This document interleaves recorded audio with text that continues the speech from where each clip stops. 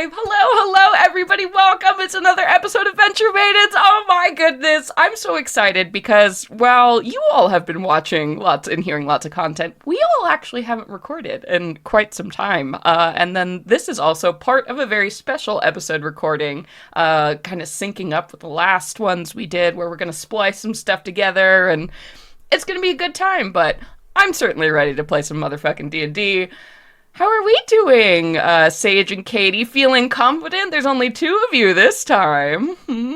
Oh, I'm so excited to, after our little legacy game break, happy to jump back in with my little baby bard. Oh, your baby bard who's so big and has such big things happening. And how are you feeling, Katie? Because this episode might be a little, addressing some stuff too. So you ready?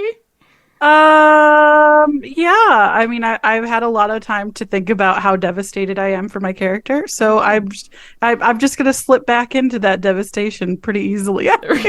Perfect. Yeah, so for those of you who don't know, who are new here, welcome. This is the Venture Maidens. We are an actual play live stream that converts to a podcast. We play D&D 5th edition, though we are not, it's all under the fan content policy from Wizards. We're not approved or endorsed officially in any way. This is a very adult-themed stream, so you can expect, of course, language. We have some content warnings. We just keep a general body horror warning up just because of graphic fantasy violence and stuff. For this episode, too, you probably can also expect some darker themes to come up. I'm going to say grief is probably going to be one that happens here. So just keep your eye on both the chat and the podcast show notes in case any other content warnings pop up for this episode. Other than that, yeah, that's good. Wait, are we ready? I'm so ready to dive in. Yeah, I'm ready, I think. Okay. All right, well, let's get things started. Hey, everybody, my name is Celeste Conowich, and tonight I will be your dungeon master. Hello, I'm Katie, and I'm going to be playing Louvery Sath, your drow rogue. And I'm Sage, and tonight I'll be Aoife Flannery, your brilliant bard.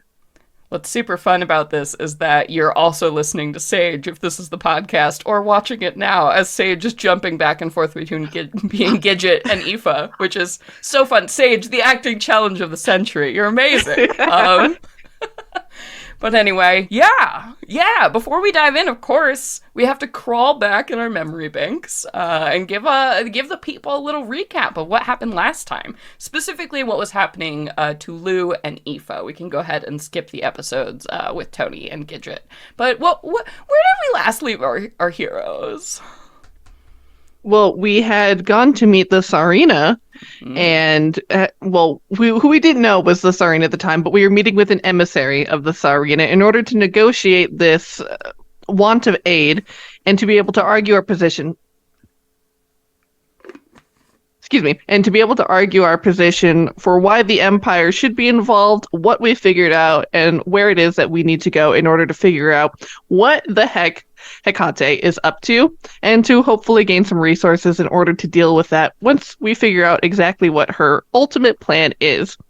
We were able to get most of our goals accomplished, and with the exception of one, and afterwards our dastardly villain showed up again, this time in the form of a glass, what's the word I'm looking for? Golem, there we go, as a glass golem, trying to assassinate the Tsarina. We were deftly able to take down this foe, but as we went outside after breaking through the barred doors, we found Rook unconscious, who had just gotten her shit rocked, knocked unconscious, and we found the body of a dead wizard who is holding a little glass like effigy thing. Effigy, there we go. I was like, it's a word? A little glass effigy. We'll get there. We're back in the fantasy. It's been a while, right? I have spent all day writing, so all of my words went to somewhere else. Yep. So I was holding a little glass effigy, much in the way that Mary had one when she had summoned the creature to attack the fashion show. And so we had not seen them get stabbed, but they did have a rapier wound, and Lu did see her beloved run away from the scene, dear Jada. So did. Confirmed. So after all this had gone down and we parted ways with the Serena, um, we had gone and spoken with Reynard because we agreed that we were going to take care of Tony's little issue of still having a favor remaining with the celestial Heavenly Court. heavenly Yeah. sorry, every time. But Heavenly specifically Court. ode to Hecate. Yeah. Hecate. So we were able to use a animal messenger spell with somebody in Coven and arrange to meet up with him. So eventually we brought our wine that was requested and we went down a foxhole into his domain where we met. Oh, we were met with a lovely dinner party of all of his companions. There was a mouse king and So the Ox, Brother Ox was Brother there, Ox, and yes. then there was actually one of the duchesses from the Forest Court was actually there, and it's a whole big and thing. who was from Tony's dream as well. But we were able to discuss what the issue was, and he agreed that he would work with us, but we had to basically do a lot of favors in order to cover the one large favor. Yeah. So there were a few things we agreed to. One was that we were going to go to the Hanging Gardens and get a rose. Another was we were going to get a seed from Gordon. Another was that we would find one of his kits, Briar, in Chasiana and give an interview to join the family. Yep. Is there any other ones? Am I forgetting And then anything? take care of Kit, the little baby Oh. fox, Yes, Take that's care right. of Kit. New roommate alert. who is currently with Tony, so you don't have to worry about Yeah. Kit for this this episode in particular. Yeah, so we agreed to the terms, and we were going to go back to the chicken hut to get some rest before we went out to go to the Hanging Gardens and deal with that favor after getting a seed from Gordon, which was very easy, and now I'm terrified. And awkward. And so Give me your awkward. seed. And we also learned that Gordon and Reynard know each other, and there is some history there There's something where there. Gordon There's- does not seem too enthused by Reynard's mention. Yes, there's clearly some drama there that has yet to be. You thought drama was good. Have you seen Faye drama? Have you seen Fate drama? Holy That shit lasts a lifetime. And they're immortal. They're immortal. Yeah. It's forever. Hatred is forever. So we were able to get that, and then we went to go to bed for the night. And in the morning, everybody got up to head out, and Lu was fast asleep, which is very strange because she doesn't sleep. And they were unable to wake her up. So they had a discussion, and ultimately Aoife said that she didn't feel comfortable leaving Lu. And Toni was like, well, I need to deal with this issue I found myself in, so I'm going to go handle that. And left with Rook and met up with her old pal, Arrow, to go off on their own little adventure while Aoife tries to figure out what the fuck is going on with Lu. And then we had two very important things happen after that. Who wants to start? Lu, do you want to discuss your dream, or Aoife, do you want to discuss yours? I'll go. Okay. Basically, in Lu's dream, she is stuck in there with Jada, who has essentially pulled her and captured her into this dream and told her that she can't help her friends because if they no longer have that favor owed to Hecate, then she will just kill them to get rid of them. And she doesn't feel that they're capable of handling that. So in order to protect Lu, she's keeping her trapped there, regardless of what will happen to her friends, to keep her safe. So some fucked up shit, And- and then what was happening with Aoife? And what Aoife learned in her dream was she had a meeting with Felix, this dragon-headed individual, who had said that Lu is not in a dream that was created by the sleeping court. She is in a false dream. And he would love to help, but he can't go there because it's not a dream sent by the sleeping court.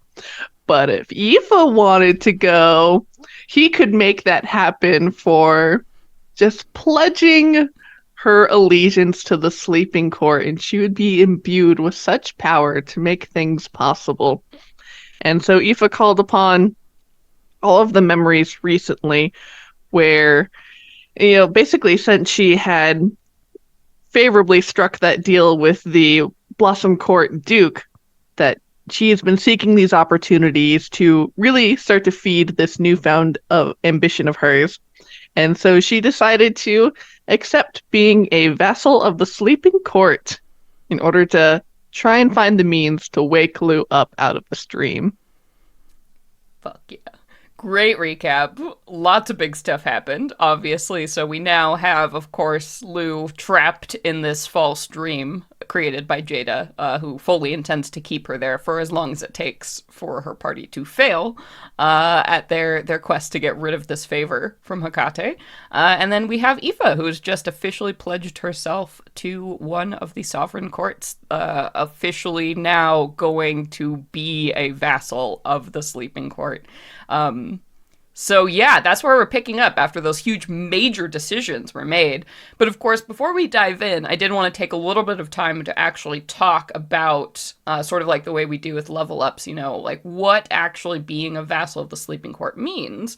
Because this is actually a mechanic that you can do in the Venture Maidens campaign guide. Essentially, in the book, we do have templates that you can apply to... They're specifically made for monsters, but in this instance, we're also adapting them to be on player characters. Sage is holding them up right now. But yeah, so each of the courts has their own different templates, and there are 3 ranks within every court, and the templates are different for each. So we have Vassal at the lowest level, which is like, the most populous of the courts, most individuals in each court are vassals. And then, of course, you have the courtiers, which are like the dukes and the duchesses you all have run into a few times. And then the monarch is the sole, like, reigning fae at the top, which is, the sovereign of the sovereign courts. So you are now a vassal officially. So what does that mean, Sage? Tell us. What is changing about Aoife? Oh boy, everybody hold on to your pants because this is bananas. All right. First things first. I'm now considered a fae officially. Mm-hmm. Your creature so type any is now spells fae and humanoid. Yep. Yeah. So any spells or abilities that affect fae now affect me. Which means you can be banished or protected against evil, etc., etc. Indeed. And I get 2 additional hit dice, and my hit points are recalculated according to these hit dice.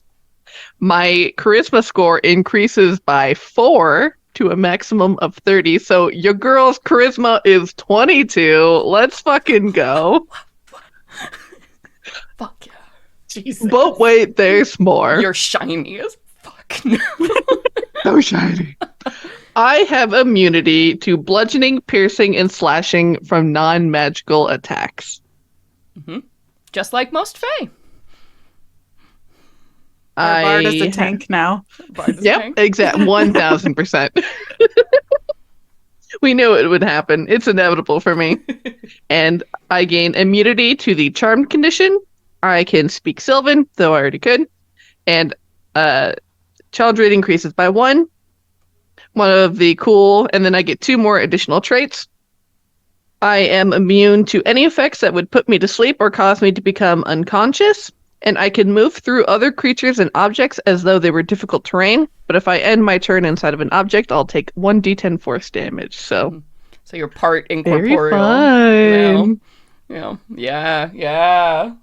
Good shit. Yeah, so very exciting, obviously. So, your physical status, your mental status, everything about you has changed now that you have embraced this other power. You have become a different creature than you were before in a lot of ways.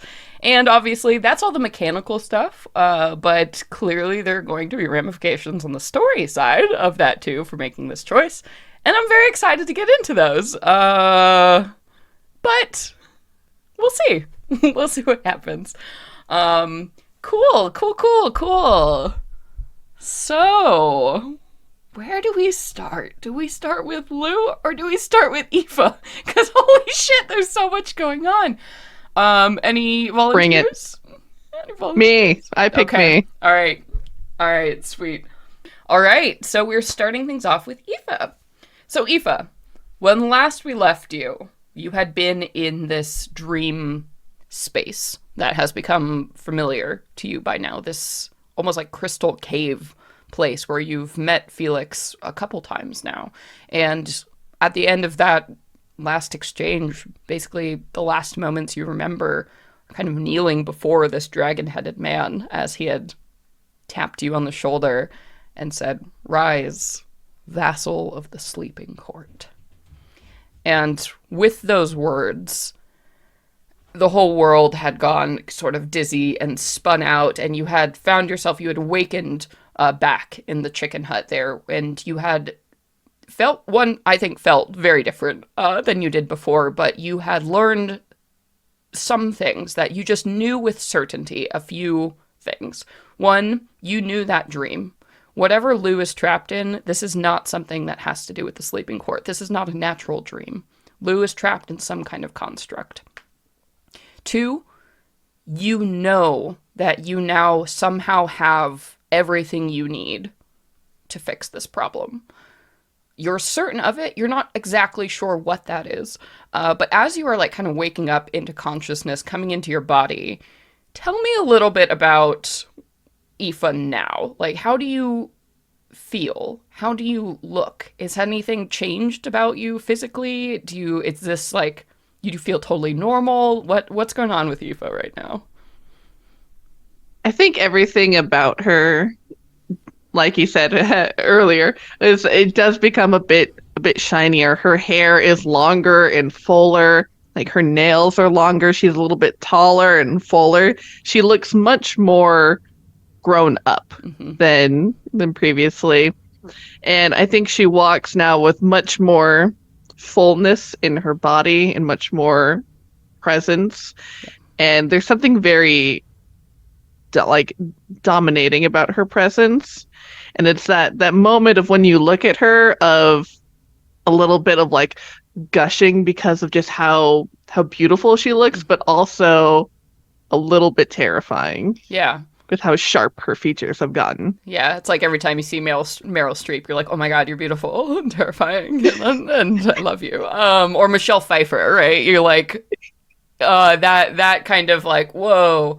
Yeah, and I think, everything about you, like you mentioned, it's more vivid. It's so much more you in a way that it will now be impossible for people not to notice you wherever you go. That's just carrying some of the Fae with you. Do you feel any different inside? I think for the moment, her mind is still so full and focused on trying to fix what's happening with Lu that she hasn't really come to grips with it, but she does feel that more just sort of like natural resonant power. Like the first time she cast magic in her life and she felt that sort of static run through her body, that tingling just kind of coursing through her. Yeah.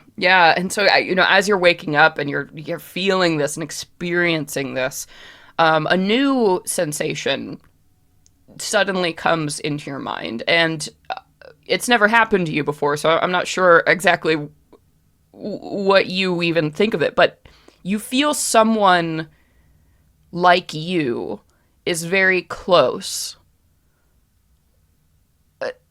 Like you feel them approaching. It's a small creature, and they're part of the sleeping court, and they're getting near, and they need something from you. It's just like it's almost like when you see a phone like ringing and you have a call without actually. It's very odd. So apparently members of courts can sense each other. Yeah. Just everything about her body shifts and focuses, almost like detecting a sonar. And she immediately just like steps out the door and turns to face it. And with finding that little glass bead earlier, she just kind of calls out, "Little Nuska, Hmm. I bet you're around here somewhere."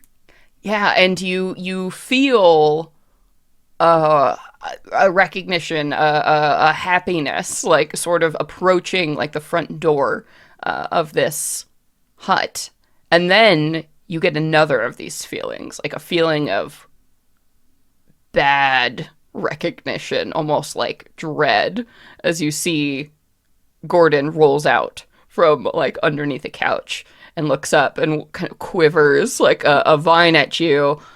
What? What have you done? What what is it? It is not what it was before. Oh, blessed Gordon. And she turns to Gordon and And he can't. shies away. Like as you do it, you see him roll backwards and you're like, is that fear? That might be the first time you've ever seen Gordon retreat. Hmm. And she turns towards him and focuses that power. And when he shirks back from her, she just cannot help but smirk in delight. And she's like, "That's right.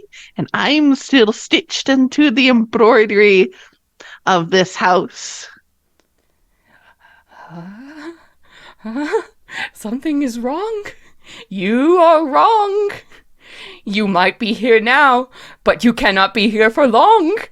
This is wrong. You're not supposed to be here. We're not supposed to be here. And he starts cackling, and he pulls up the vines like into his body, and you see like there's the plunk as you know the little jack-o'-lantern head closes, and the lights go out, and he becomes inanimate on the floor. And she just kind of turns and leaves him. And oh man, yeah, she's going focusing again, trying and turn and find that sleeping court creature that's nearby. Yeah, yeah, and you hear, you know, the a familiar tapping on the front door. It's like what you heard before when those Nuska were trying to get in, the sound of their little like clawed feet hitting at the door. She'll step outside and extend an arm towards it to allow it to perch on her. Yeah, so you open up the door and you see another of these, you know, the long serpentine body of the Nuska. And this one actually looks a little bit bigger and kind of hardier than the ones you've seen before, more like boa constrictor size as opposed to like garden Mm. snake kind of size. And there's like a chirp of delight that comes from this thing when you open the door, but it can't land on you because you see held in its like six legs is a flute. It's like a midnight blue polished wood flute that it is holding. And she kind of picks it up with its little serpentine body hanging down, and she'll wriggle it from its grasp and examine it. Yeah, and the creature, as it does so, you know, kind of turns itself into a pretzel shape, sort of hovering in the air, like waiting to see if it should go or come in. You get the sense, you somehow know what it's thinking. Like, it doesn't Hmm. know if it's welcome or not. And she'll open up the door and she'll flick her head towards inside, gesturing it to welcome it in. And she'll, just be immediately entranced by this object, looking over every crevice. And she'll give a few tests of like whoo notes on it. Yeah, yeah. So the Nuska does. It comes in and makes itself right at home, you know, curls up like on furniture and then like is up and down, like just drifting around the whole house, smelling everything like a dog would. Um, and this flute, the minute it gets into your hands, it feels warm and you can tell that it is powerful. This is a magic item of significant power. And as you hold it, it also just it feels right. Something about it feels so right. And yeah, you play a couple notes and it's got a beautiful, just crystal clear sound. Have you ever been a flute player? Have you ever played a flute in your life? She Does she does have a flute, like a very small, like child's flute that she had, like that was one of her first instruments that her dad gave her and tried to get her to play, even though she was never really interested in practicing music. So it's like, it's like whipping out the old school recorder and trying to remember how to play hot cross buns. Yep. And this flute too, it's actually like more of a proper flute with keys and like more of a complicated. It's got like this crescent shaped kind of like plate in it. So this is a lot fancier than any of those like just carved recordings or recorders or anything you've seen so far. But that doesn't seem to be an obstacle for you, as your hands like innately find the notes, and somehow you play beautiful music from this flute without really having much experience with it. And you swear it's getting warmer and warmer in your hands when you hear, "Hello? Aoife?" She looks around, left and right. Nobody And said that. It's in your mind. And she tries to reach out her sense again to see if she can detect any other court members nearby. You do not. And then she looks down at the flute and she like holds it up very unceremoniously to her face. And she says, hello? My name is Suwan. Are you Aoife? I am. Good. I'm in the right place. I have been sent to help you. She shakes a little bit. She's like, "Are you trapped inside?" Stop that. No, stop that. I'm not trapped inside. I am the flute. It's me. This is my body. Stop shaking me. She like turns around and she's like looking through both like through the end and through the embouchure, and then when it says like "stop that," this is my body, and she like holds it upright again, like very reverently. She says, "Oh, I'm so sorry. I've never. I mean, my dad always said that the instrument spoke to him, but I didn't think it was a literal experience." I doubt he's had the literal experience. Yes, that does seem more poetry than not. But I assure you, I am a sentient flute, and I am here to help you if you wish my help. She nods. So, all right, yes. Can you help me? And she like points the embouchure of the flute down at Lu, as if like it's okay. I can see from all sides. You don't, but I appreciate the effort.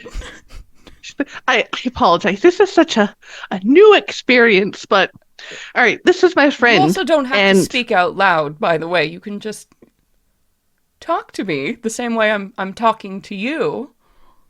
If you wish. I am bound to you, new vassal. She looks around, so confused, and she's like, "Perhaps later. I think it will help if I talk things out loud. After all, we'll get there." I'd see. You are a very strange sort of fae, aren't you? I'm very new to this. Like, literally 5 minutes ago, you're my first Frey friend. Well, not my first, but I'm my first not a flute fae. friend. I'm a flute. She looks even more perplexed. She doesn't know how to make heads or tails of that. It's all right. Anyway. We can discuss this later, I suppose. Yes, so your friend here, this is the help you need, I'm assuming? Yes, I spoke to, well, I call him Felix, but a high-ranking member of the sleeping court, I presume. Not really sure. No straight answers. But he said that she's trapped in a false dream, not one sent by the sleeping court, and that I now have these powers, fresh with the powers, and that I can use them to help her. But I'm not really sure how, and then you came, and I'm hoping you got some insight. There's like a very Because the flute obviously doesn't have a face, but you hear the voice, but you can also sort of feel the emotions of this thing. It's all very weird as it's being translated, and you get a feeling of kind of somber consideration from this flute. Well, I can help you access the dreams of any creature, but your friend does appear to be elven, which means she is not the source of this dream, as you have already learned. To infiltrate whatever dream holds her, we need to know who the dreamer is. Ah, I see.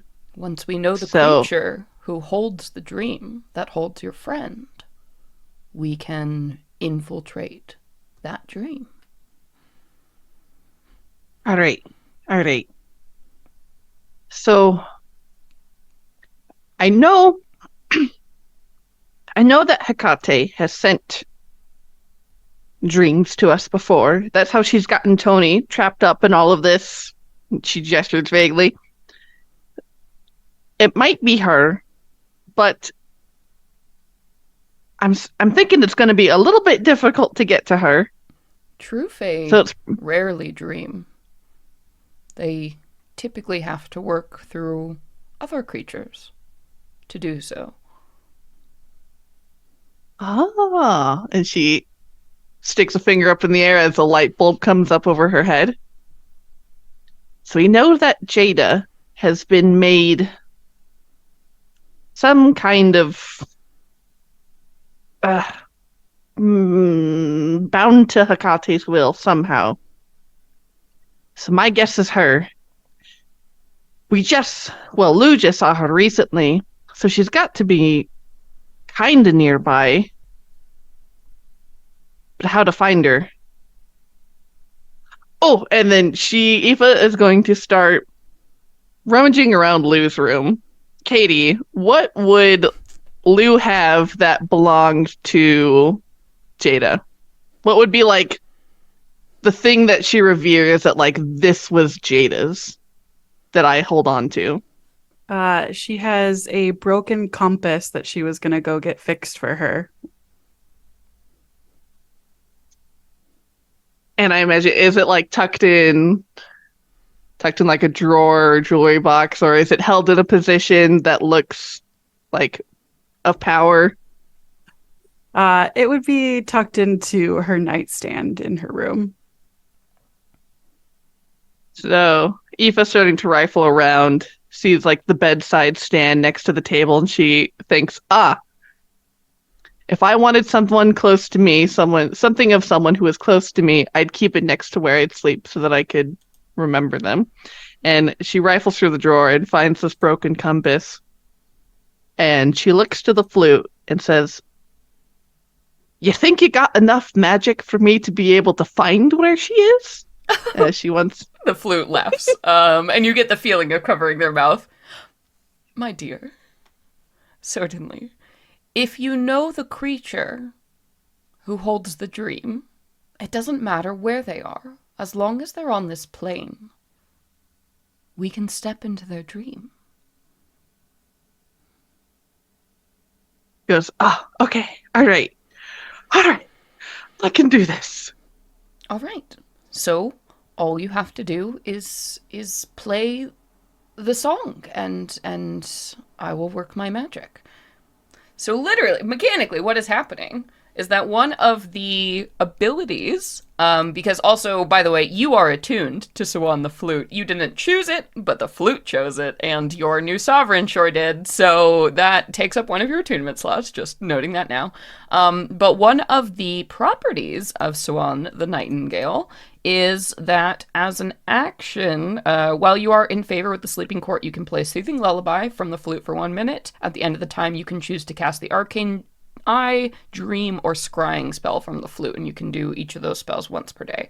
So this will be the Dream spell that you need to cast from it. So as long as you can choose Jada as your target, choose a creature known to you as the target of the spell, must be on the same plane of existence,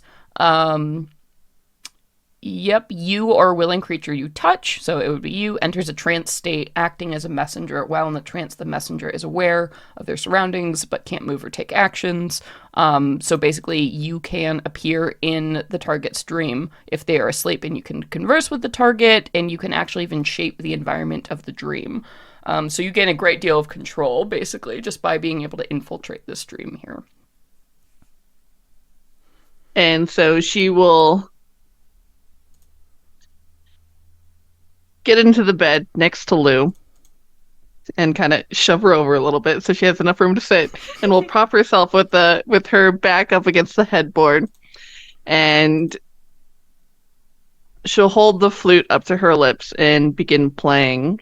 And with this broken compass sitting in her lap, she begins to play a song that evokes calm morning seas of with and like the image of, seagulls flying into the bay as the sun rises, and the pinks and oranges of sunrise sort of would wash this like seascape uh in just a variety of different colors.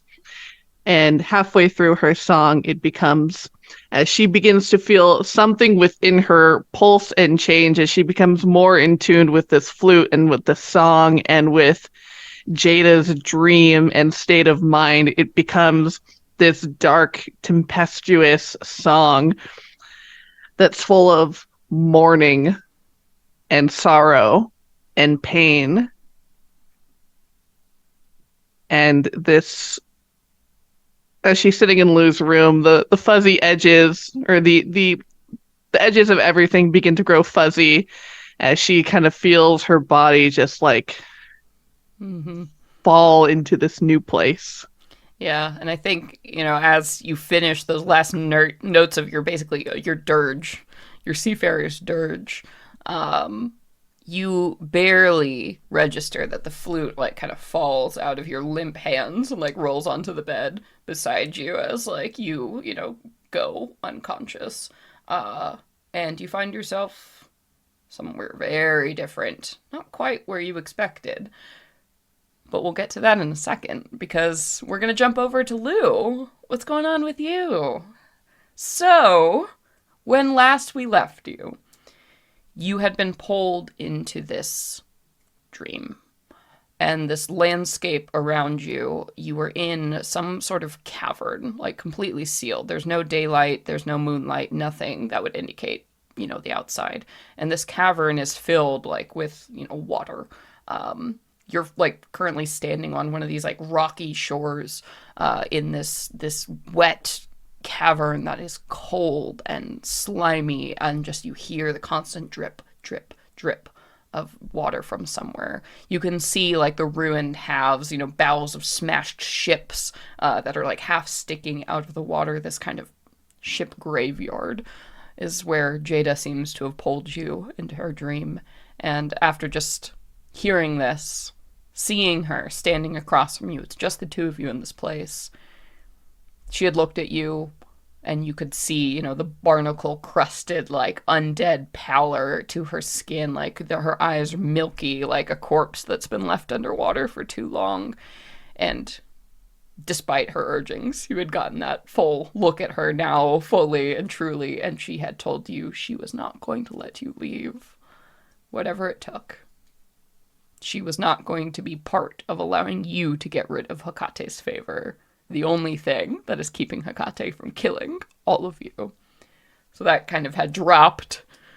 And now here you are standing across from this person you used to know so well, staring at you with these literally dead eyes.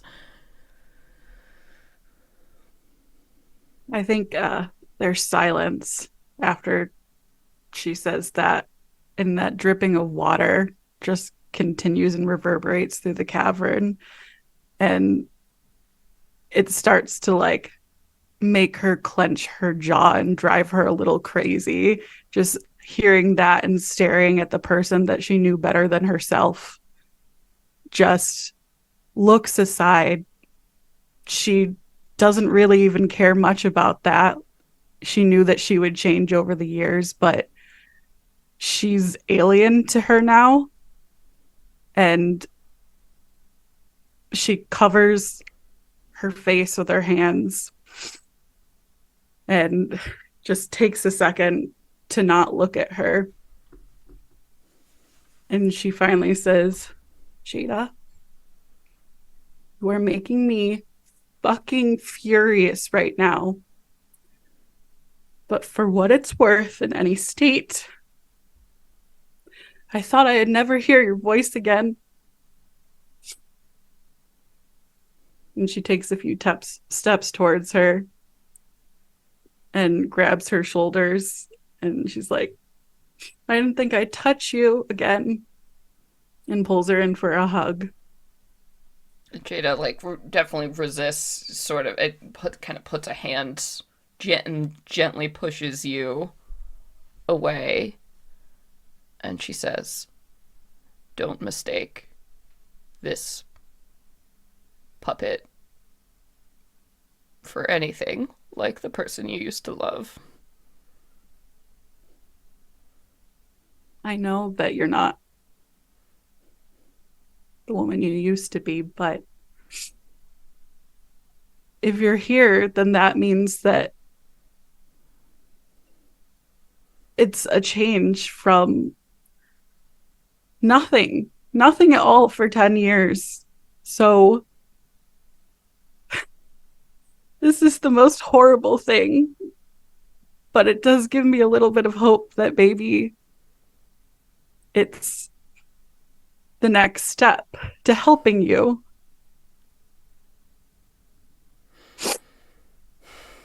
She closes her eyes and, like, you see she takes a deep breath, and as she does, you hear sort of a rattle, almost like somebody, with fluid in their lungs would make. And there's like a painful kind of cough. I'm beyond helping. I'm here to help you. Because only one of us here is still alive. Rita, I appreciate what you're trying to do, but I need to be really clear and I need for you to listen and understand what I'm going to say. Just because you're protecting me and trying to conserve my life doesn't mean that you get any say in how I spend it.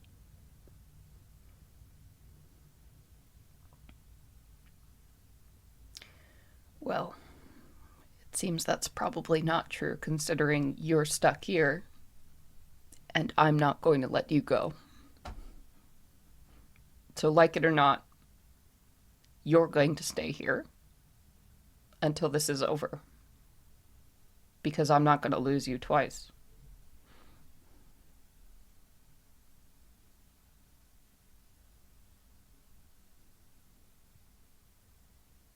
You're definitely not my Jada, because you're fucking underestimating me and what I'm capable of. And I will get out here, and I'm not going to let my friends die because of your selfishness.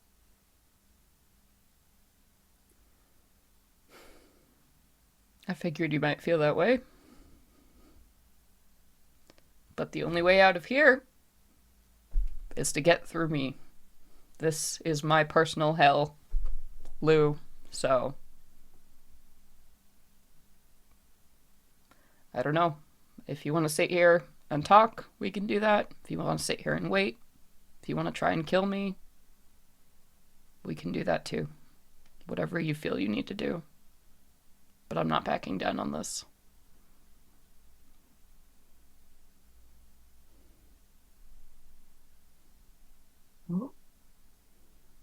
Well, I figure this shit out.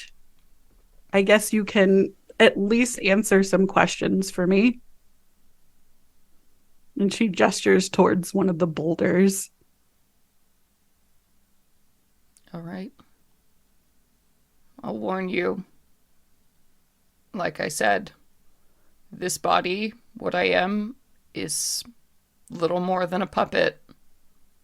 And I'm not the one holding the strings. So there are some things I suspect I won't be able to tell you, even if I want to.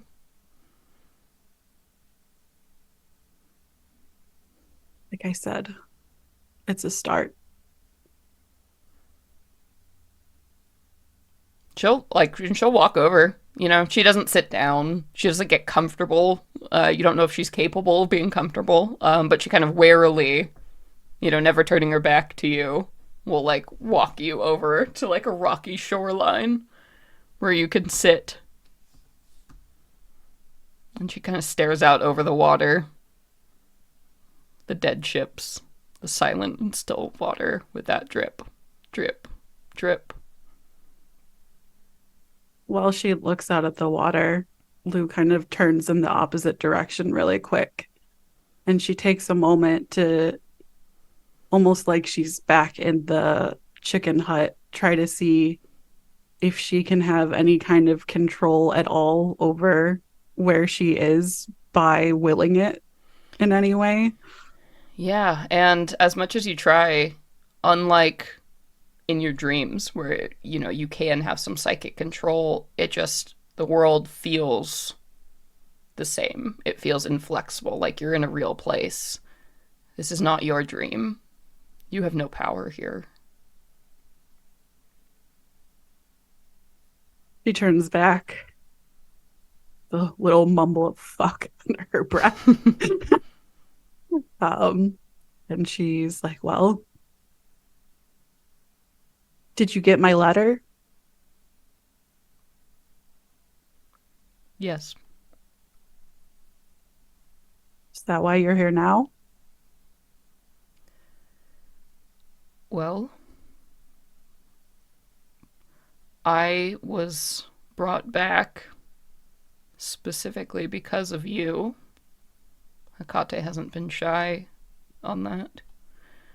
Since I returned, I've been keeping an eye on you and doing everything I can to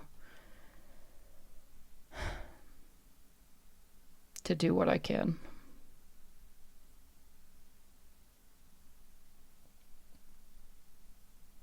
So, what things were you and what was her? What was with the knife in the door? Are you just here to watch me and you have a little side hustle of stabbing the people who try to hurt me? Or what's the play? I don't. I was trying to Where? warn you.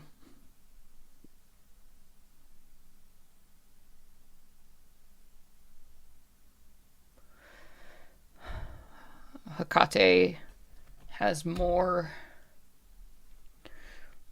and you see she like struggle, like she's gonna say something and then it like is stopped in her mouth and she's like, you all are very important to her, which is why I'm here. And as long as you are useful to her, it's in her interests for you not to be hurt either. Well, shouldn't you be helping my friends then to keep them safe? Even if you keep them away from the thing they're trying to get, they might die out there. You are precious to me. They are not. I don't have a lot of control to defy what I'm told. I have a very short leash, but if there's one thing I've learned about the Fae, it's always the letter of the word. And if you can work around that, there's some freedom. Not much. How did she even bring you back? She's from the Heavenly Court. That's not even a thing that they do. I don't know. I was dead. I don't know where, but I think it had to be better than whatever this is. And I woke up and this was everything. And I think it's always going to be like this. I can't die. No matter how hard I try, I can't die now. Whatever I am, it's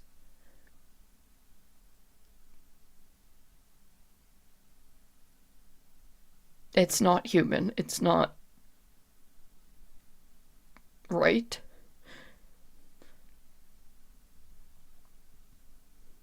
So is that what you want?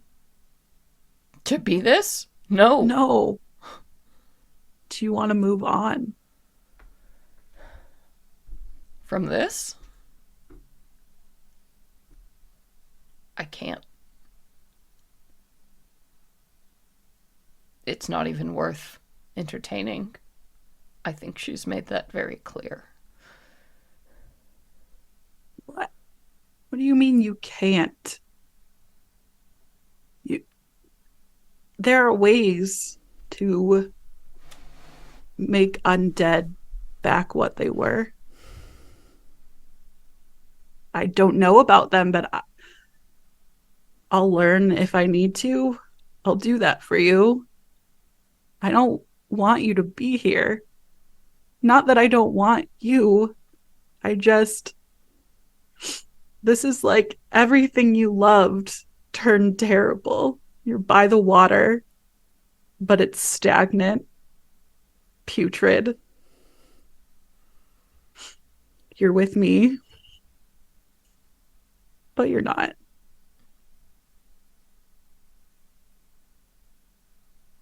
Yep. I can help you. You know that I'll figure it out. There are wizards.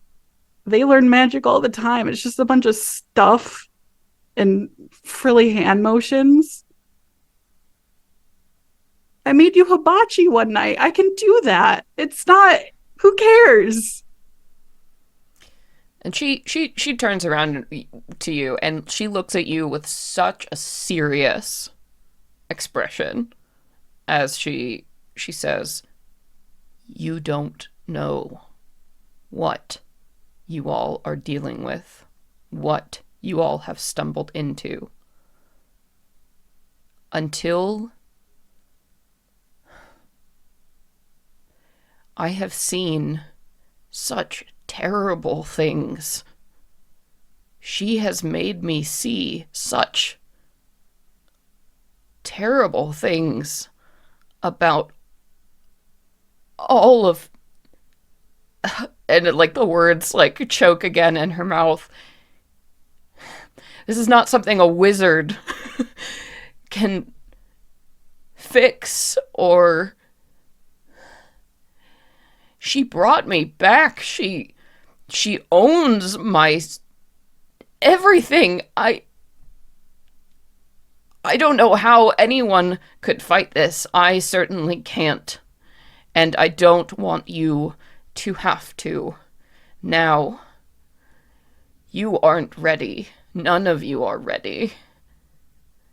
How am I ever going to be ready if I can't leave this fucking swaddle you put me in? You know me. You know that I'm never going to give up on you. Did I think that not giving up on you meant trying to find a way to make you dead again? No, but I will do that for you, even if it fucking destroys everything that I am. I don't want to live like this either. I need to help you. Let me move on with some kind of closure. And you can see she's starting to get upset, and like as she is, you can see the surface of the water around this place starts to like shake and almost like bubble. You can see like steam starting to rise up from it as clearly the emotions like she's experiencing are affecting this terrain around her. And she says, "You're not talking me out of this. You're only going to be here as long as it takes for your friends to fail, and then you will be free." If you keep me in here till they die, the first thing I'm going to do is go and find a way to make this right. I'm never going to stop being intertwined with Hecate. Ever. I will always be going after her, trying to fix this.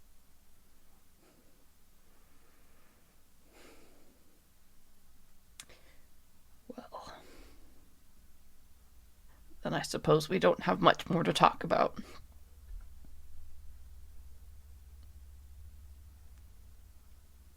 So that's it. We're just going to sit in this fucking hell forever.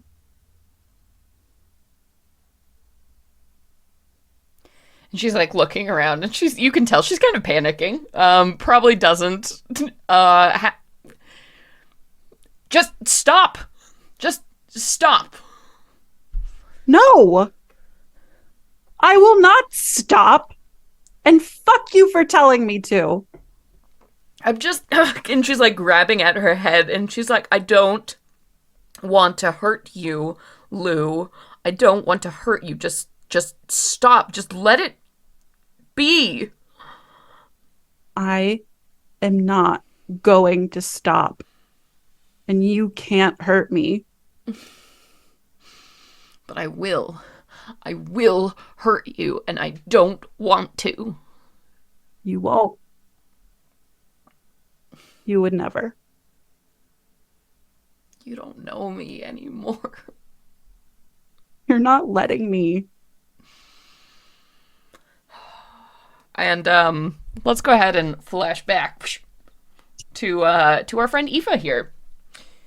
So Aoife, you collapse like into this dream world, and there's a moment where as you're passing, this is like the moment when in waking sleep, right, that moment right before you fall into REM sleep, right, it's that hazy in between, where sometimes in the morning you wake back up and fall right into a dream. It's that feeling, and as just a mortal, like what that feeling is. But for you now, it's different. It's almost like you're falling like down a long corridor ways, like something you might see like in Alice in Wonderland, this like tumbling like over nothing in this bottomless well, seeing shapes and colors pass you by, but it's not frightening necessarily. It's more of like a free fall that feels right, as you drift through this nothingness and kind of land on your feet gently in this long hallway. And this hallway here, it looks like the inside of like a gothic mansion, if you had to guess, right? There's like plush carpeted floor underneath you and beautiful like carved wooden hallway walls and oil paintings depicting various like nature scenes. There are lit candles along the way. Flickering shadows obscure what is at the end of either hallways, but there are lots of doors that stretch on and on. And even though you dropped the flute, you're sure you did in your physical form, it's somehow Sawana's back in your hand, as you're standing down this hallway here, and you hear her, "Oh dear. It seems we haven't fallen into a proper dream. I suppose I should have expected this in a false one, but it's curious." Indeed. As I said earlier, that's what Felix had sussed out the situation to be. And without even thinking, she like throws her hand into a bag and just pulls out a lit torch that's like lit instantly as she begins wandering Because you have around power this. here. No worries. She begins wandering down these hallways, and she'll just check into the first door on the right. Sure. If you had to give me just like an impression, like surface thought, what is Aoife thinking about right now? Being in this like gothic mansion full of paintings and dim light, and thinking about Lu, I think this kind of like gothic mansion brings to mind what she interprets Lu's kind of vibe to be. You thinking about the clawfoot tub and dramatic, colors in Lu's room.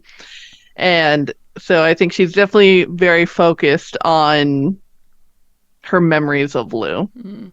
Yeah, so as this, that's the impression you get, and as you open up this door, you see it opens up into a room that you have been in before, the room at Bucatini, Lu's bedroom. That you see, like, there are like romantic candles that have been like lit around, and some like rose petals over the bed, and you hear like a voice from behind a door saying, you think it's Lu saying like something sexy, muttering like from somewhere, is the impression you get as you open up this door. And immediately blushing, she steps back out and closes it abruptly. She looks at Swan. You hear like and a looks chuckle. Forward. You have to be careful. Now, you're in the sleeping court Demesne, certainly. And you do have power here now, so your thoughts control much of what you will see. She says, she kind of shakes her hands out a little and rolls her shoulders out, and she says, all right, this is going to take some getting used to, but I'm going to get the hang of this by feck. All right. Well, I'm here to help. You're important enough for them to send me to you, after all. I'm really not a fan of this whole chosen thing, but I do like the perks. So I guess we'll go with it. And she takes another step forward and steps in front of another door. And this time she thinks about... Ooh, what does she think about?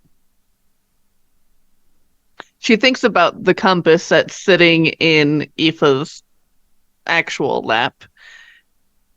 And thinking about Jada's journey to finding Lu, to that moment of being reunited, as traumatic and terrible as it was, and opens another door. Yeah, and as you open the door, you open it onto a scene that you're outside. You can smell sea air. Actually, the kind of the smell of like rotting fish, like you get in wood, like you get with a dock, like on a heavy city. And as you're looking around, there are people bustling around, and you hear gulls somewhere from overhead.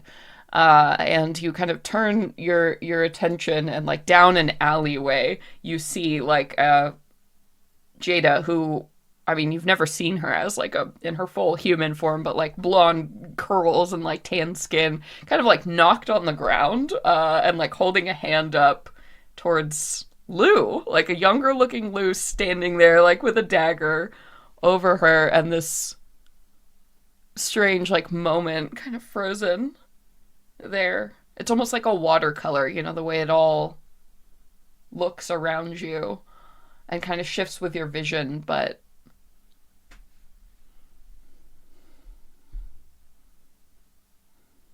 and she steps into this image, and she walks up to Lu holding this dagger on her hand, and she pulls it from Lu's hand and looks at it, thinking about the dagger that was stabbed into their door.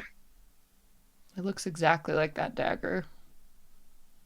Was this Jada's dagger? Or was this Lu's? Or is the dream telling you you're not sure?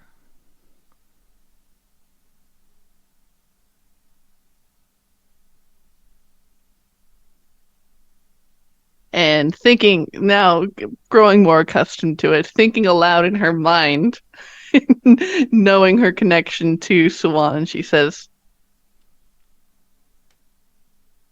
I feel that there is a certain power in this object. Maybe I can find more of them. Maybe I can find the compass, and that will lead me to where they are now. Or perhaps the compass will lead you to them. Remember, She's like, exactly. in the realm of dreams, you always get the help you need, not necessarily the help you want.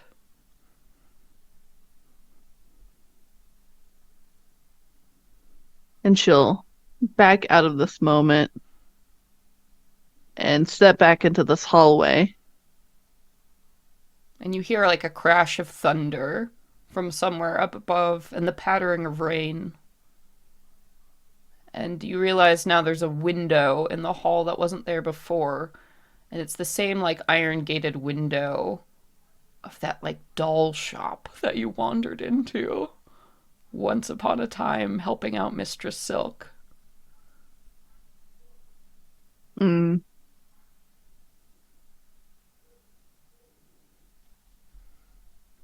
And as she steps towards the next door,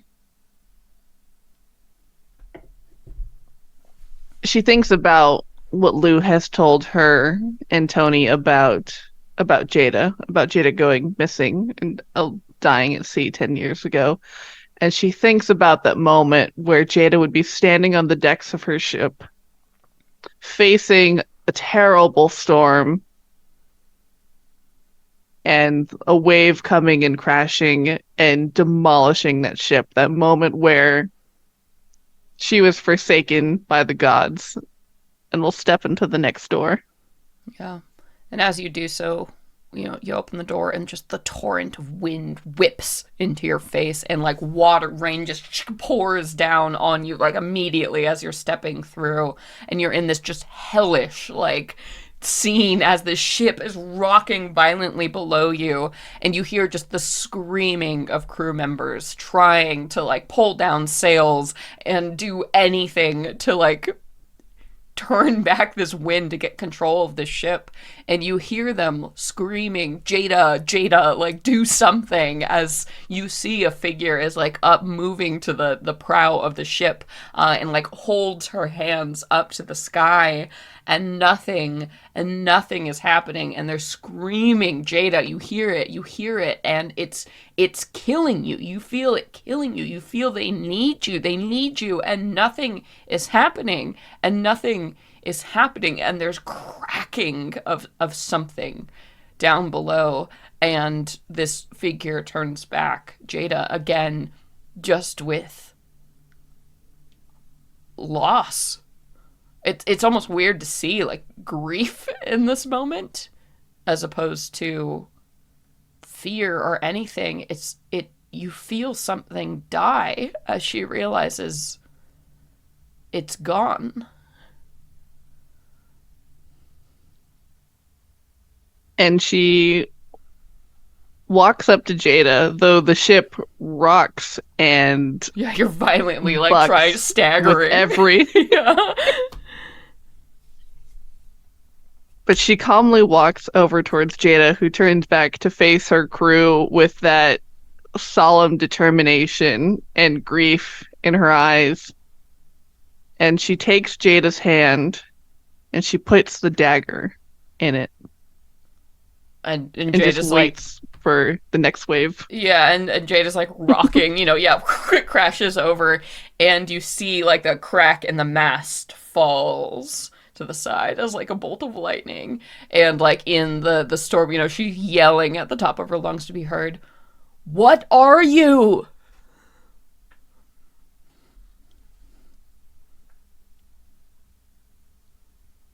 And as Aoife sort of begins to back away and disappear almost effervescently from this scene, she says, "The one who's looking to set things right."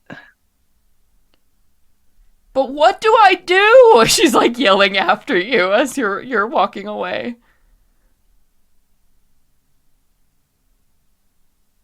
Set her free. She's like looking down at the dagger like, what does that mean? And as you continue to back up, there's like a slam of the door as you're like soaked in this hallway.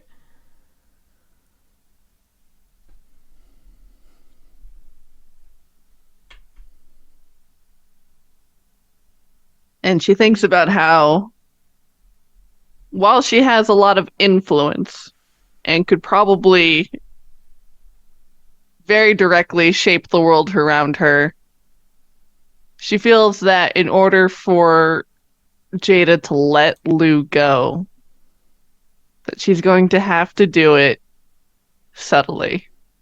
That she's going to have to coax that idea into her own mind.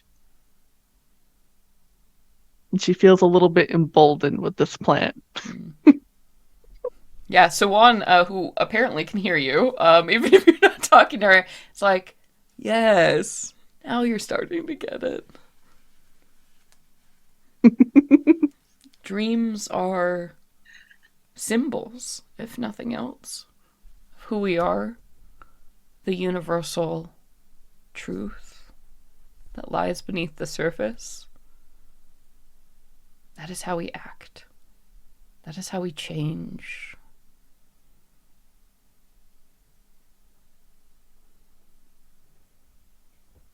And again, the idea of rushing water, of still water, of different currents and flow kind of washes over Aoife as she stands dripping wet in this hallway. She tosses her hair out of her, stringy hair out of her face, and she steps towards the next door.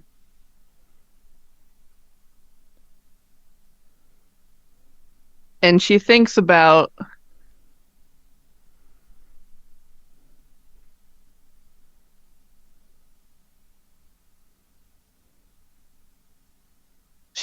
the moment where Jada stabbed that poor wizard who was down on their luck holding that glass effigy, and steps into the next room. Yeah. And as you do, you step into a dark street. It's like you can see that cathedral that you are all in. Like, you are very far away from the doors of this. It's like, you're almost like a mile away, right? Kind of running towards the scene as you see, Rook is like down on the ground, and there's like a hammering coming from the other side of the doors, and like a little sizzle, right, that's starting to come off it as this hole is being carved.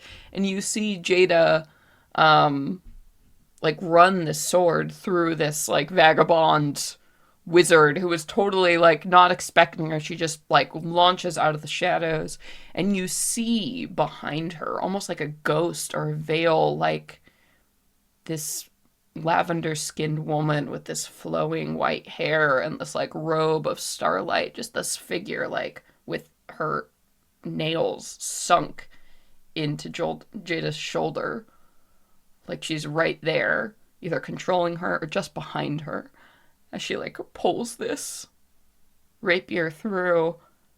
And there's like a pause and a very electric feeling that you sense as Jada suddenly turns and like makes eye contact directly with you. What are you?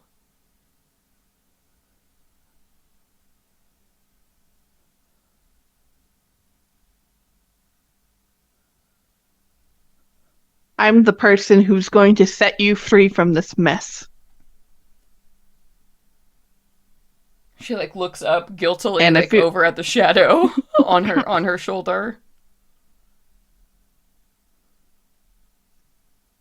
And I feel that Aoife growing emboldened, like her form just grows as she, just enlarges from her little 5-foot little persona, but just shoots up like a beanstalk, like a giant, as she seeks to rival the shadow, the celestial figure that is pulling at Jada like a marionette master. Mm-hmm.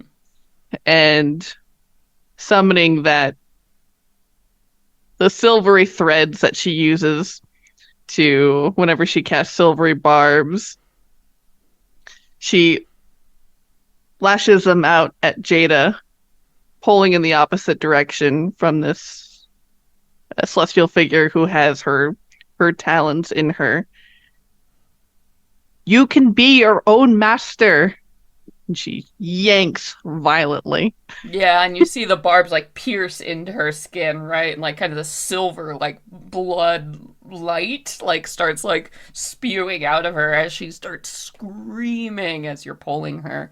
Um and we're gonna cut back to Lou because as Jada's screaming in the side, all of a sudden, you're in this stalemate basically. You're sitting here like in this impossible situation and Jada just scream all of a sudden she just like falls like to her knees and is like clutching her head like screaming, which echoes horribly around the cavern and like waves start to form in this and she looks up at you and her eyes are like this bloody red clouded color and she's like, what have you done?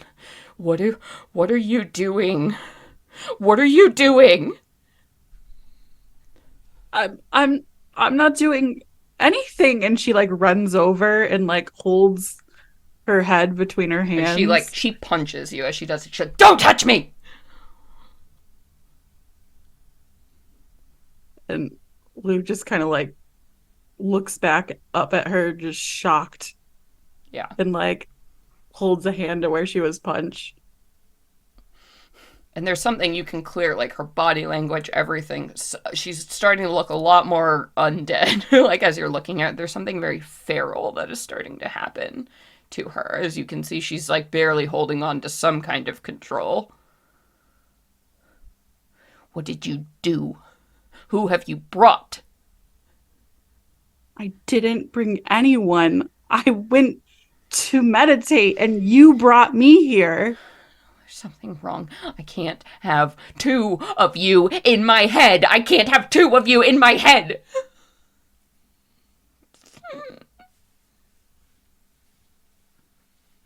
My love, take a breath. It's gonna be okay. Just be with me. Nothing bad's gonna happen. No, this is exactly like what this is this is exactly like and she is just like clutching the ground and you start to see figures emerging now in the water. At first you're like, are those shapes? Are they logs? Nope. As you're looking, you see the faces of like corpses that are starting to float to the surface, like bloated, drowned people in sailor's garb. Hundreds of them floating up to the surface of this place. No, I can't. I can't. Just get away from me! And Lou takes a few back and she just like the look that she'd been giving Jada before of not knowing who she was is just intensified and she whispers to her, Jada, you're scaring me. Stop. Just let me help you. Make this stop, please. No one can help me. That's what I've been trying to tell you this whole time. You're wrong, and that's okay. Because I'm sure you're scared too. So you're lashing out. But I will help you. I know that you've been let down a lot. I know that we both lost something a long time ago, not just each other. I know that Melora let us down. And we believed in that really a lot. And we had to readjust. But I promise you, you can believe in me. And I will fix this and I will help you. I will never let you down.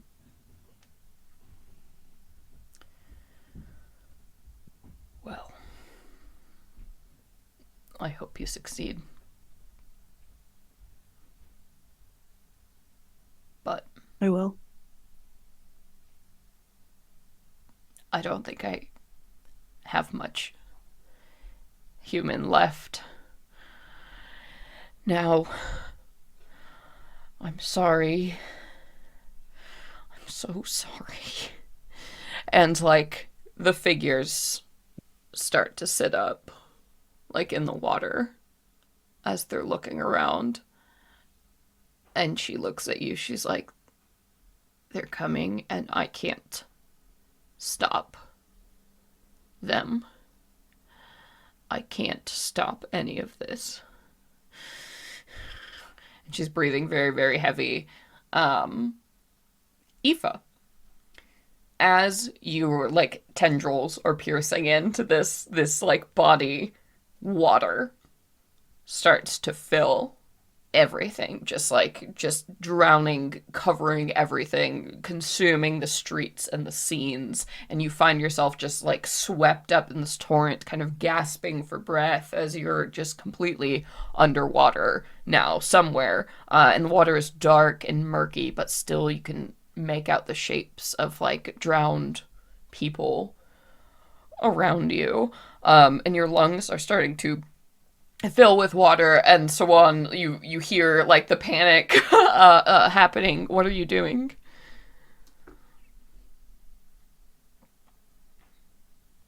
Oh, I think you're muted. Feeling that choking, gasping sensation begin to hold her, she takes that moment where panic begins to set in, but she thinks to herself, remember the name. It's just a dream.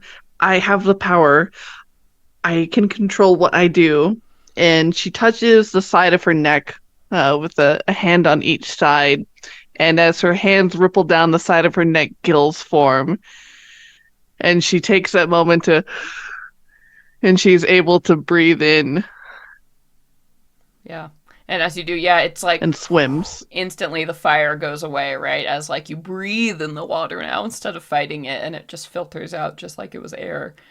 And yeah, you're able to, look around and see what is happening. Like as these bodies, they seem to be like sailors, if you had to guess. Like the bloated corpses of a drowned crew are like moving through the water. And as you kind of get control of yourself and start to look at them, you can tell they're starting to look at you and like kicking like forward, trying to swim and grasp at you. You can tell that up above you, wherever you are, there is air and some kind of light coming from up above if you were to reach the surface. Yeah, and she imagines her hands becoming like webbed, yeah, like and she begins just yeah.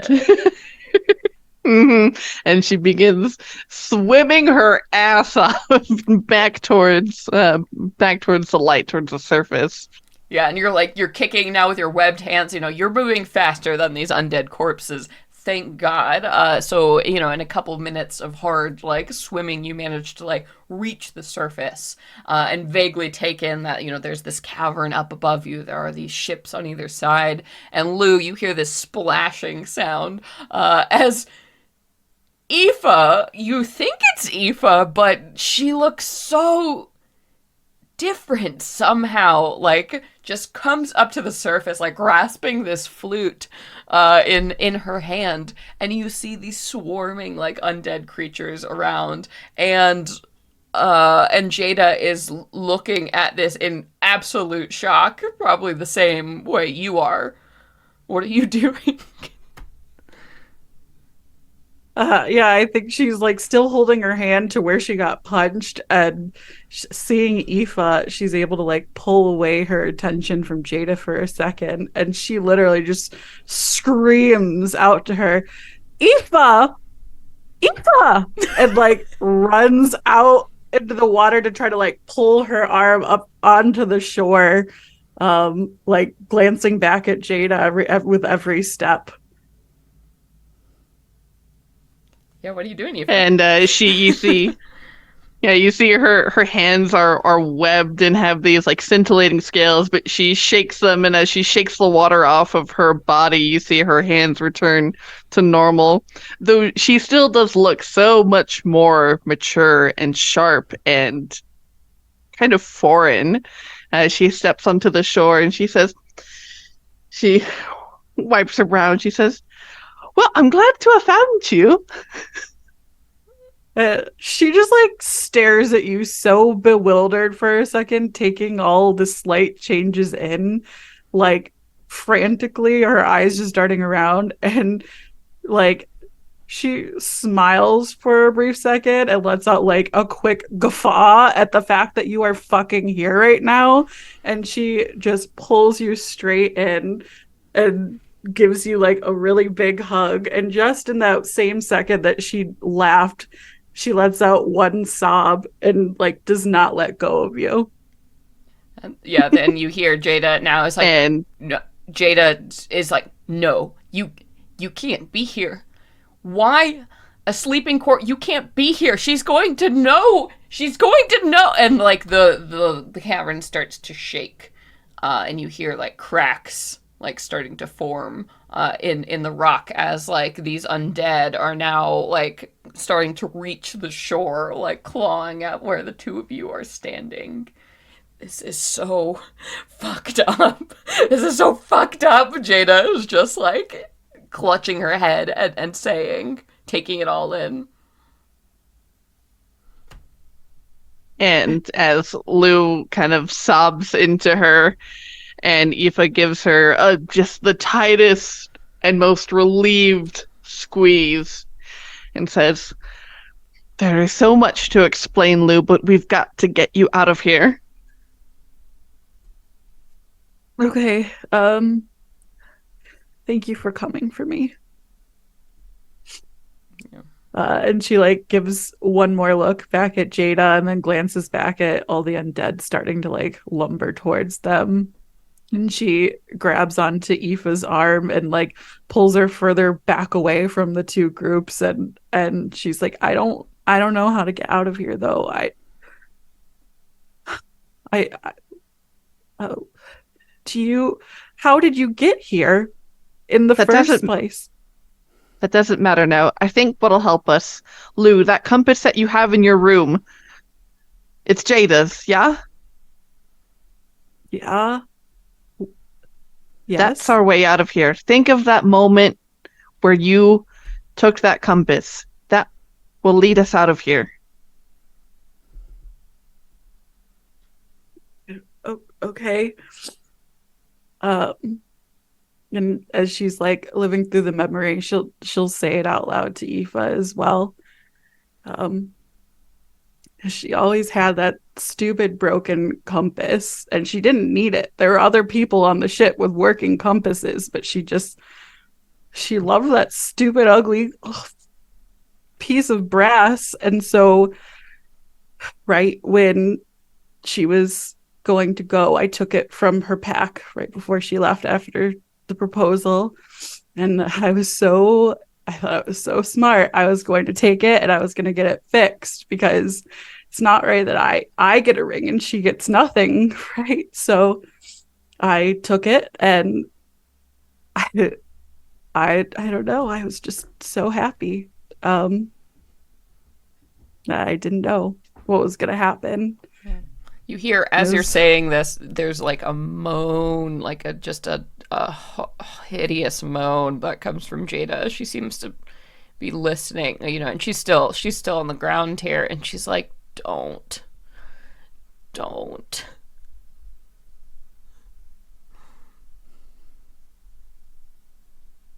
I have to for you.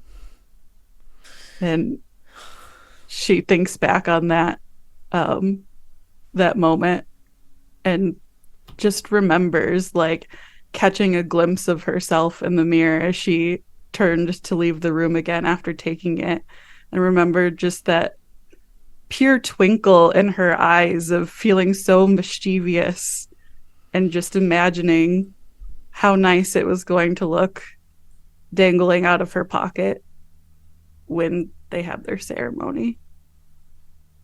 There's like And Aoife, oh yeah, there's a sob that like rocks her as just go ahead, Sage. and as as Lou's describing this, and you see that moment where Lou is, standing in front of the mirror, and you see her reflection, and Aoife runs towards Lou's reflection and reaches towards her eye, where you see just the glimmer of hope and fate and love, and plucks it from her reflection and flicks it out in front of her, and this white, bright star shines, and Aoife yanks Lou towards it. And yeah, there's the scream again. Don't. And there's like a cracking sound that comes from Jade, almost like a cough, and like something falls out of her chest, like onto the ground. And the last moment, as like you can see it disappearing, and that fucking compass is just like lying on the ground in front of her, like it just fell out of our heart. Don't. And you're like gone in this light. So yeah, as you like disappear in that glimmer of hope that you used, as a doorway, and you seized and you watched this compass fall out of the chest, the heart of whatever this Jada thing is here. That was the last thing you saw, as that hideous world, that hideous little hellscape that is Jada's nightmare is gone. And Aoife, where are you sending us? I mean, you're moving through a glimmer of hope and a possibility of the future. What does that mean for Aoife? Or is it taking you somewhere what it means for Lu? I think as they are continuing to run through this shifting phantasmagoria, that it's just so full of imagery and color and light that it is impossible to pick out any one image until she finally feels like they've gotten far enough away where it can slow down to a walk and just kind of casually amble for a moment. And we end up walking up to Lu's cart, which is hitched to the chicken hut, but it is like what Lu would imagine to be like her ultimate dream for what this food cart could be. Version. It's got like everything you would want it to be. Yes. Mm-hmm. There's a second one right next to it because she's or a second or third next to it because she's expanded. It's parked right outside, not of the chicken hut, but of her own restaurant that calls to mind themes of Bucatini, but is made very much in her own style, with a line of patrons waiting outside. And we head towards the back door, which steps into Lu's very own executive office in the back house of her restaurant, however she imagines that to be in her heart. Yeah, Katie, tell us a little bit about what is that for Lu? What is this vision?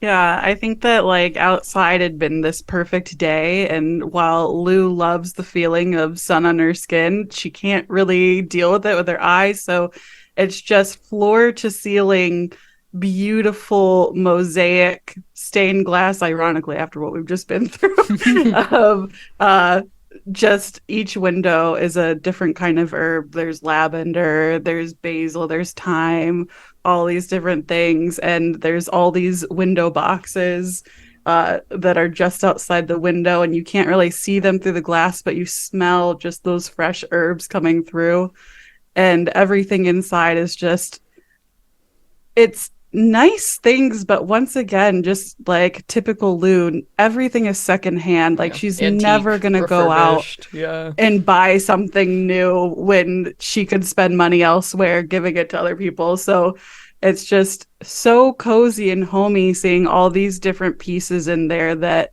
have lived long lives and are now perfectly loved in their new little homes.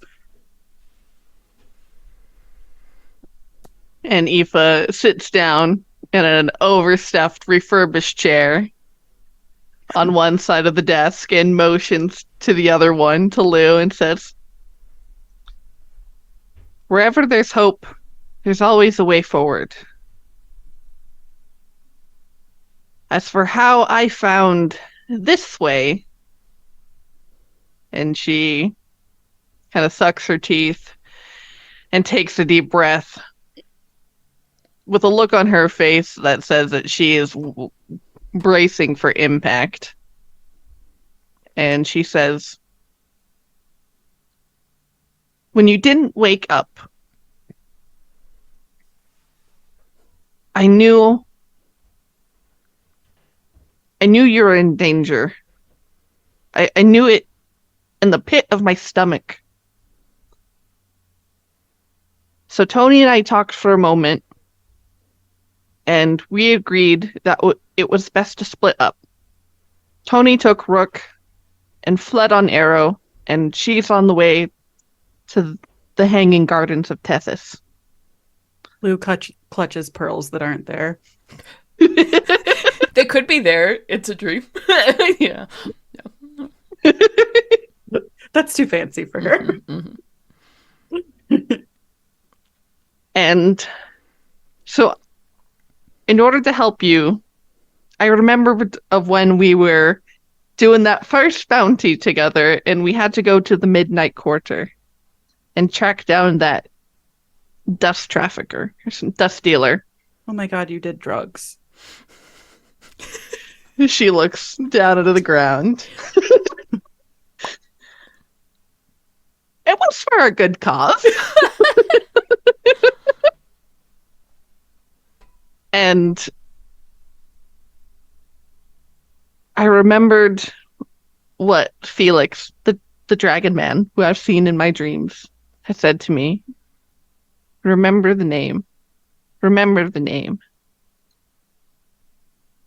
And as I focused on you and everything that we've been through, he appeared to me again in my dream. And he offered me power enough to save you in exchange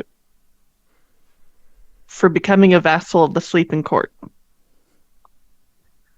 And I took it, full well knowing what that means, with my head held high, because Lu, it was like I told you back in Chasiana, I want something more out of this life.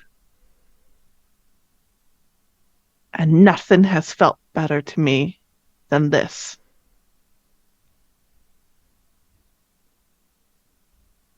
He takes a moment, and like at the exact point that you'd said that you became part of the Sleeping Court, she'd like taken a inhale in, and it just stays there, and you guys are just staring at each other for a moment, and she finally just like,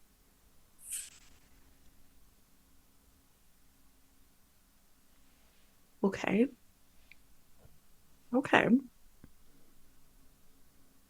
Well, I will say it really makes me uncomfortable how much we are accepting things from Faye due to our background. But you're an adult. Your hair looks really good. And there's nothing I can do to change it, even though it makes me really, really worried. So if you're happy, then if something bad happens down the line, we will deal with it then. And overall, I really just am so happy that you came for me, because I was really playing a big game there, pretending to be confident. And my brain's so big, but it was so useless in that moment.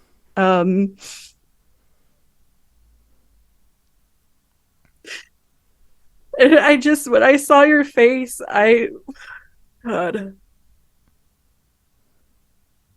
you are just hope incarnate, Aoife Flannery. And I am so grateful that you love me enough to do something that I think is so stupid, but I support you if that's what you want to do. Thank you. Thank you. And she will like get up and run over and grab your head and she will kiss you all over your face. Oh. Damn, this And as place you is sick, right?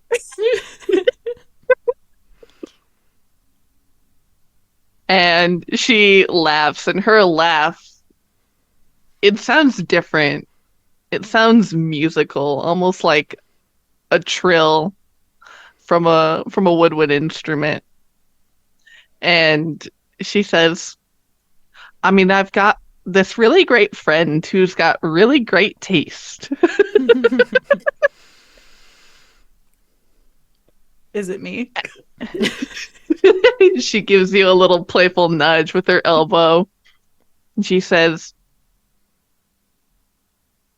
I knew this would not exactly go over well, considering where Toni is, what she's up to because of a Fae deal. But I can't help but feel I'm on a different path. You know, when I got that favor and I got to use it from Mistress Silk, when I struck that deal with the Duke of the Blossom Court, something in me awoken. Something I couldn't deny. Something beyond myself, deep in my bloodline. It sang to me. And it said that this is what I needed to do. And maybe that's a trick too. But by God, if we're swept up in this whole thing with the Kate, who is a sovereign, we're going to need power of our own. And I'm willing to pay that price. Well, I am with you that we need to get stronger and whatever way that will be because I can't live, even if it's just a shadow of who she was, knowing that someone who I love, I still love her, is stuck like that. So selfishly, it feels good to have a friend who is strong like you. And I hope that if there's any kind of reckoning, I can grow strong enough in order to help you kick its fucking ass. I don't even care. I will cut a bitch down for you, Aoife. They're not coming for you. I'm coming for them.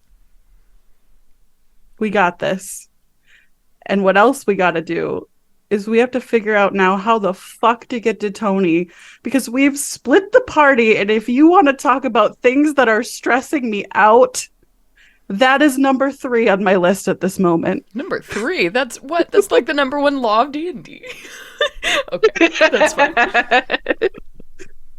I'm sorry, Celeste. Is your fiance undead and being controlled by Fae? I'm sorry. It was just me being a shitty, petulant god. I'll go back. Joe, I'm sorry, I was playing chess. I'm sorry. I'll back away. Oh, goodness. And Aoife smiles and nods and agrees. So I'm not about to make a pact.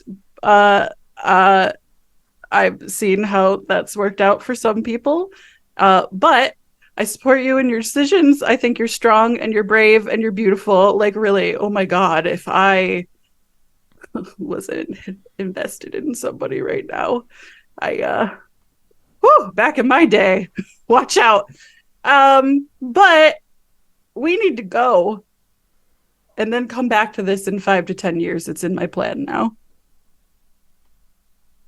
And Aoife nods and she'll walk you through the front door of your beautiful restaurant, full of smiling and happy and awe-inspired patrons. And as she opens the door, As you open the door, the world... Yeah. As you open the door, you don't see what you expect. Because, again, in the world of dreams, sometimes you get the help you need and not the help you want. As you open up this door, something floods in at you. And you're like, as it's like coming like at your face and like hitting you, rose petals just flooding from the other side of the door. Like hundreds of roses have just been dumped and like wash over you as you open it. You're gonna have to like close it to like stop them from fucking getting in your face. Like as this happens. Why'd you do that, Aoife? That's not helpful. Deep not understanding how this works. And Aoife, trying to maintain a straight and confident face, her eyebrows betray her in furrow and consternation. Oh. I don't like that look.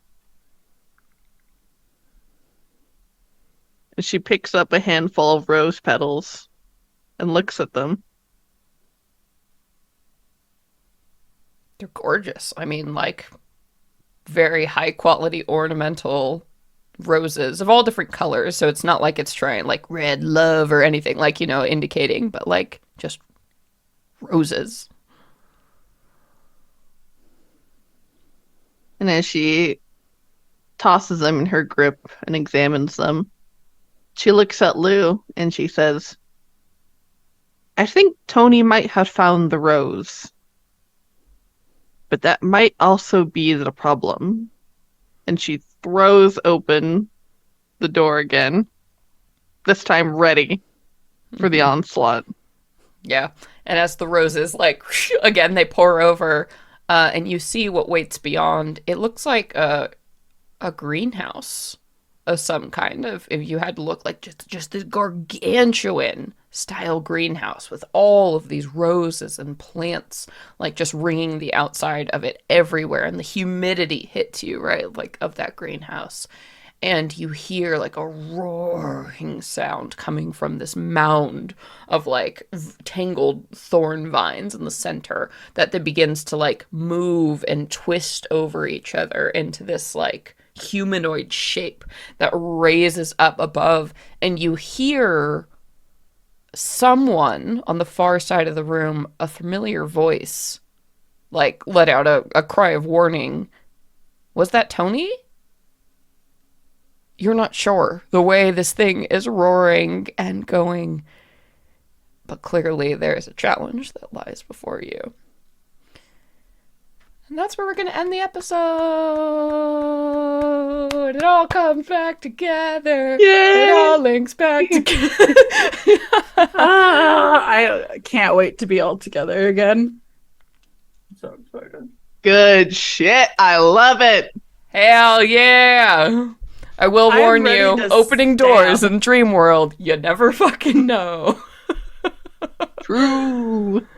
How you guys feeling? I'm like so ready to fight something. Yeah. Because I wanna have murder cried something. so much the past 2 times that we played that it's just time to Bring the pain. Need some decompress. catharsis. Yeah. Just murder some rose monsters. Totally. Hell yeah. Sure. Totally. Cool. It's time. Well, We- this was great. I loved it. Very proud of you both. Coming into your own. Thank you. Thanks, Mom. Look at you PCs getting motivations about 40 episodes in. Wow. That's all it took. Just 40. Pretty cool. 40's the new 30. I mean, We're yeah. thriving. Listen, in Fate, we had no fucking idea what was happening around episode 30. So it's about on track, quite honestly. You were just waiting for episode 54 to happen for someone really amazing to For come someone, into your just- life. I was waiting. We were waiting my whole life for Farrah to be there. But anyway, this was great. Thank you both. I hope you enjoyed it as much as I did. I'm so excited to have the crew back together next time. And oh boy, I can't wait for Aoife to have to tell Toni and Rook this, because both of them, I suspect, will hate this. Deeply. Rook is not going to take this well. No. Rook's like, it's almost you like over here trying to be with the Corellin, you over here becoming Fae. Listen, I made the ultimate sacrifice to not be a Fae, and here you are, just deciding to become one. That's okay. Nah, it'll be good. I can't wait. And also to see Aoife's new hot shit in action. I can't wait. Oh, yes, I can't wait. All right. Well, kids, we really appreciate you being here. But before we let you go, we have some cool announcements. One, we're all going to be at PAX Unplugged. So if you are going to PAX Unplugged, we would super fucking love to see you. PAX Unplugged is a convention that happens annually in December, December, I think, 13th, 12th, 13th, somewhere around there in Philadelphia. It's every earlier year. than that.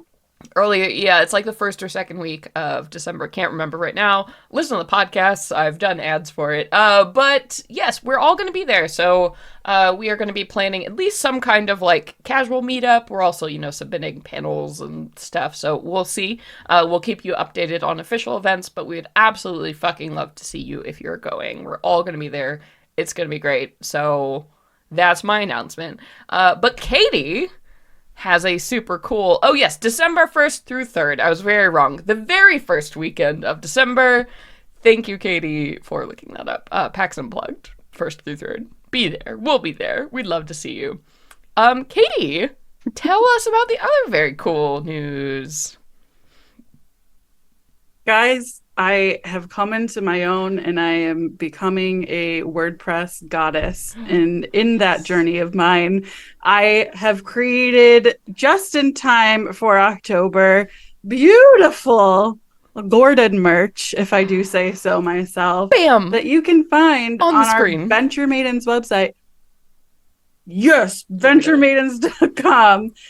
And go to our shop tab. And there you will see them. We have got a beautiful crew neck sweatshirt, which we don't have any. We haven't made a crew neck sweatshirt before, but I wanted one, and I'm in charge. Yes, I love sweaters. Now. Love it. Yes, love sweater life. We've got a unisex t-shirt, a femme-fit t-shirt, and we have a notebook that all have our good friend Gordon on here saying, mascot, I do not belong here. Our mascot, Gordon. Yeah, yes. For real. I can't even do that quote justice. Celeste, say it. I do not belong here. I do not belong. I do not belong here. Yes, thank you, Sage. You're going to edit that later. That was my gift to you. Screaming into my microphone. As some of you, if you have joined our Discord, which if not, you should, because we will be giving updates about what we're up to at PAX Unplugged through our conventions channel. We will be posting links there to it as well as soon as it goes live. And if you are one of our beloved patrons and you are in Farrah's Drinking Mates and above, we will be sending out through Patreon a 10% off discount for the first 2 weeks after we post that merchandise. So get in there. We really appreciate all your support, and we want to give back to you for supporting us. Yes, and the shit is so lit. I can't wait to see everybody wearing it. I'm going to buy everything immediately. So I hope you will give me the 10% discount. But anyway, yes. Hot shit. I'm so excited for fall. Everybody deck yourselves out in Gordon wear. It's not cursed, probably. But other than that, we always like to take some time at the end of our episodes to say a huge, resounding thank you to those folks who donate to us on Patreon. Literally, we have no other income. So you all, who donate, even, $1, $5, whatever a month, you are our everything. You're the reason I can pay the cast members on the show. You're the reason we can do cool shit like making new merch and drawing. It's just so great. You guys rock. So we want to take some time to say thank you to our higher donor tiers. So starting with the Arnie's cohort tier, I want to say a huge thank you to Debbie. Thank you so much, Debbie. Thank you, Curry. Thank you, Muffin at the one on Drury Lane on Twitter. Thank you so much, Nissa McKinnon. Thank you, Richie113 from our Discord. And thank you, Toni! And for our fairest drinking mate here, thank you so much, Nadia. Thank you, Chris. Thank you, Markali. Thank you, Fable. Thank you, Sheepish Gnome. And thank you, Destiny. Thank you so much, Scott. Thank you, Mrim. Thank you, Noon, from our Discord. Ooh, new drinking mate. Thank you so much. And then thank you, Brittany, another new drinking mate. You guys rock. Thank you so much. And last but certainly not least, thank you to our wiki master, Ben, aka Flower Crown Gaming. You guys rock our socks. We love you. Thank you so much for being here. For all of this excitement. I cannot fucking wait for next recording, because this is gonna be awesome. So thank you everybody so much for joining us. I have been your Dungeon Master, Celeste Konowich. I have been